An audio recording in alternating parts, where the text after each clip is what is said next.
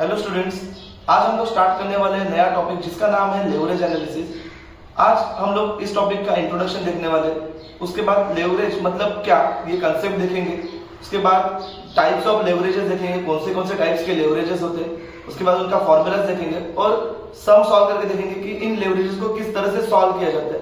सो leverage का concept इस तरह से है। लेवरेज मतलब क्या कि अगर मेरा सेल अगर चेंज हो रहा है तो उसका इंपैक्ट मेरे अर्निंग्स पे किस तरह से हो रहा है। अर्निंग मतलब क्या, तो मेरा प्रॉफिट। अगर मेरा सेल चेंज हो रहा है तो मेरा प्रॉफिट कितना चेंज हो सकता है, ये चेक करना मतलब क्या होता है लेवरेज।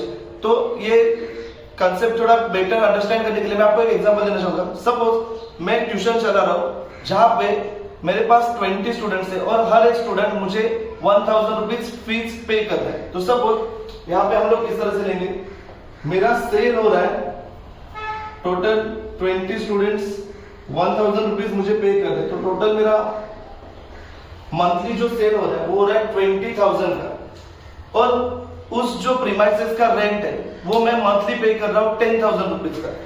सो यहाँ पे मैं मेरा कॉस्ट माइनस कर दूंगा 10,000 रुपीज। सो मुझे जो अर्निंग हो रहा है वो हो रहा है 10,000। लेकिन अब सपोज नेक्स्ट मंथ मेरे पास 5 एडमिशंस ज्यादा हो गए, तो अब मेरे पास नंबर ऑफ स्टूडेंट्स हो गए, अब मेरा सेल बढ़ेगा। 25 स्टूडेंट्स मल्टीप्लाइड बाय 1000 करूंगा तो मेरा टोटल इनकम हो जाएगा 25,000।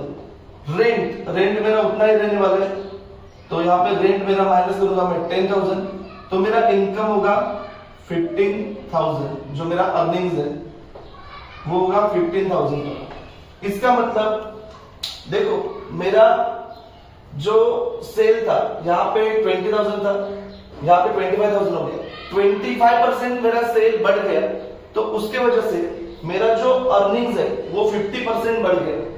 तो ये जो हम लोग कैलकुलेट कर रहे हैं इसी को बोला जाता है लेवरेजेस। तो अब हम लोग टाइप्स ऑफ लेवरेजेस देखते हैं, कौन से टाइप्स के लेवरेज होते हैं।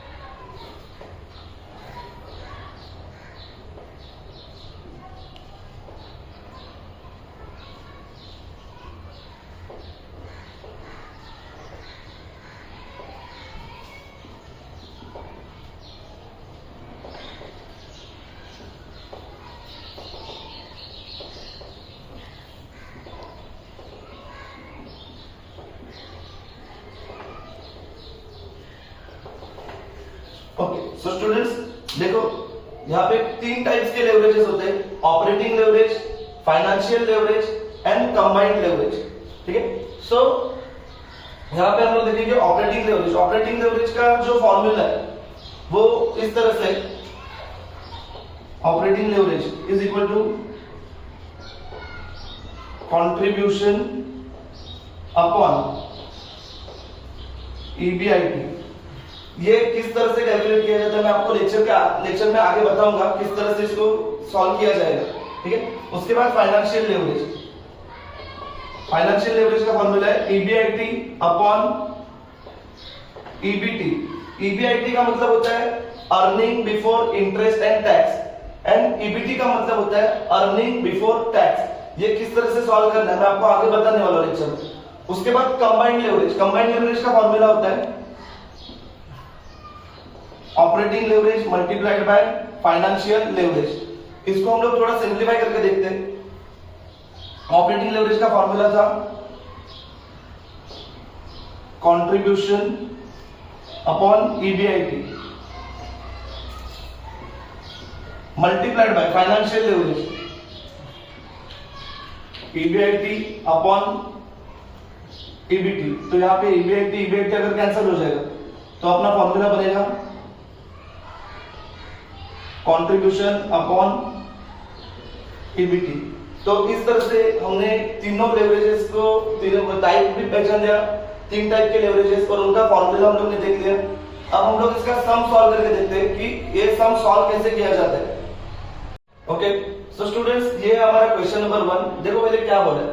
अ firm has sales of rupees 40 lakhs, variable cost of 25 lakhs and fixed cost of 6 lakhs, 10% debentures of 30 lakhs and equity capital of 45 lakhs. Calculate operating and financial leverages. तो हमें दो leverages कैलकुलेट करने बोले। उसके पहले EBIT वगैरह सब कैसे कैलकुलेट करना है पहले आपको ये दिखा देता हूँ। ठीक है, स्टार्टिंग करेंगे हम लोग सेल्स से। सेल्स यहाँ पे दिया था 40 lakhs, उसमें से हम लोग माइनस करेंगे वेरिएबल कॉस्ट। वेरिएबल कॉस्ट दिया है 25 lakhs। So sales minus variable cost, हम सबको पता है sales minus variable cost is equal to contribution. So 40 lakhs minus 25 lakhs, तो हमारा आंसर आ जाएगा 15 lakhs। और उसके बाद कंट्रीब्यूशन में से जब हम लोग फिक्स कॉस्ट माइनस करेंगे तो हमें मिलेगा EBIT, मतलब earning before interest and tax. So minus किया फिक्स कॉस्ट था अपना 6 lakhs, तो यहां पे हमें मिलेगा EBIT आ जाएगा अपना 9 lakhs। तो देखो यहां पे उन्होंने क्या बोला था, उसके बाद EBIT मतलब earning before interest and tax, तो इसमें से हम लोग अब माइनस करेंगे इंटरेस्ट। सो 30 lakhs डिबेंचर्स का टोटल अमाउंट था और उसके ऊपर 10% का इंटरेस्ट पे करना था। सो 30 lakhs पे जब हम लोग 10% कैलकुलेट करेंगे तो अपना आंसर आ जाएगा 3 lakhs।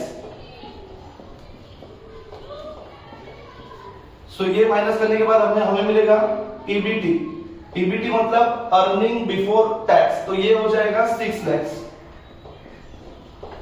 तो चलो स्टूडेंट्स, अब हमें पूरा डेटा मिल गया है। अब हम लोग इसको फॉर्मूला में पुट करके ऑपरेटिंग लेवरेज और फाइनेंशियल लेवरेज फाइंड आउट कर लेते हैं। सो सबसे पहले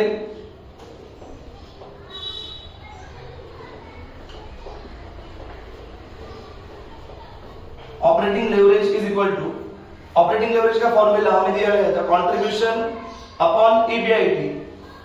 सो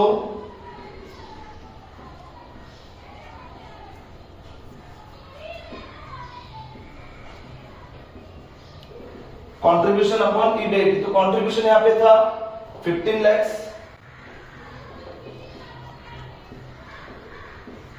डिवाइड बाय EBIT था 9 lakhs।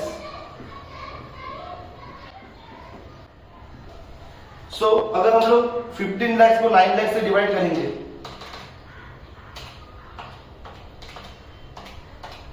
तो हमें आंसर मिलेगा 1.67।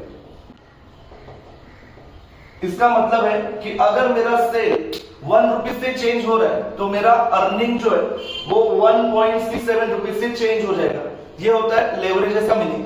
अब हम लोग फाइनेंशियल लेवरेज कैलकुलेट करके देखेंगे।